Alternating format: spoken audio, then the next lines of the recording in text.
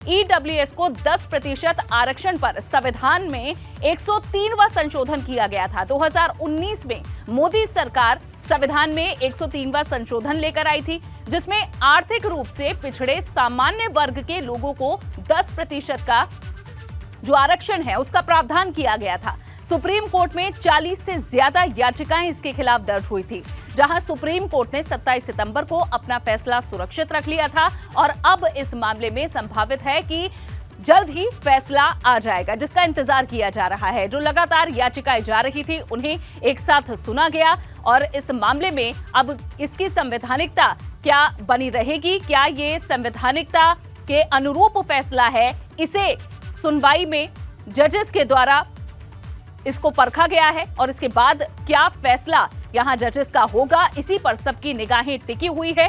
जहां कई याचिकाएं आर्थिक रूप से कमजोर तबकों के लिए दिए गए 10% के आरक्षण के खिलाफ दर्ज की गई थी, डाली गई थी याचिकाएं सुप्रीम कोर्ट में। यहां जजेस की बेंच ने इस याचिका को सुना और उसके बाद फैसला सुरक्षित रख लिया। 5 में से 2 जजेस जो ईडब्ल्यूएस कोटे हैं उनको लेकर जो उनका पक्ष है वो अलग अलग रहा है। आरक्षण के लिए संविधान संशोधन सही, ये जस्टिस बेला का पक्ष रहा था। तो अलग अलग जजेस के जो पक्ष हैं वो भी आपको बता रहे हैं। ईडब्ल्यूएस कोटे की संवैधानिकता पर फैसला आने वाला है, जिसका इंतजार किया जा रहा था। 10% आरक्षण रहेगा या नहीं, इसका फैसला हो जाएगा। 5 में से 2 जजेस हैं जो कि इसके पक्ष में फैसला दे चुके हैं। जस्टिस बेला भी ईडब्ल्यूएस के पक्ष में हैं। इनके अलावा आरक्षण के लिए संविधान संशोधन सही, ये जस्टिस बेला का पक्ष रहा है।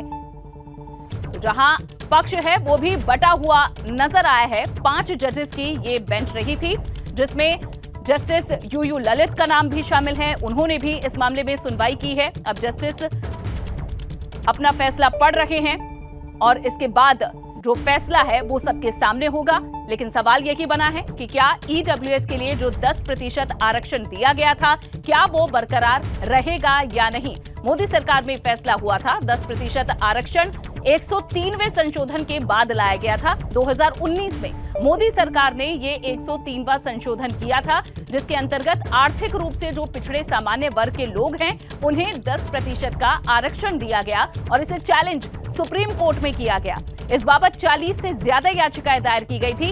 इस पर 1 हफ्ते तक 7 दिन तक लगातार मैराथन सुनवाई हुई है। इस पर सभी के पक्ष सुने गए हैं, जिसके बाद सुप्रीम कोर्ट ने 27 सितंबर को जो अपना फैसला है उसे सुरक्षित रख लिया था और अब यहां फैसला पढ़ा जा रहा है। वो भी आपको बता रहे हैं किसका क्या पक्ष है, वो भी आप जान रहे हैं और कुछ ही देर बाद ये साफ हो जाएगा कि क्या ईडब्ल्यूएस के तहत आने वाला 10% का आरक्षण बरकरार रहेगा या नहीं।